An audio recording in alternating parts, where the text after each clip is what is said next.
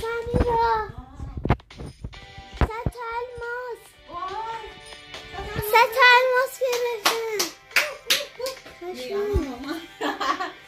مامان یه کاری یه چیزی یکم گوشت ما کاره میکنم اصلا همون گوشت شکر داره با نون میخوری یا برای ما کارانیش کنم؟ چه مدلی میخوری؟ من مثلا دیگه نمیخوام برای مکارونیش کنم. دیگه میخوری؟ اگه میدونی با ماکارونی هم سیر میشه الان ماکارونی هم یه تنوع غذاییه با سس آب لیمو خیلی ماکارونیش میکنم این دفعه نه دل ماکارونی نمیخواد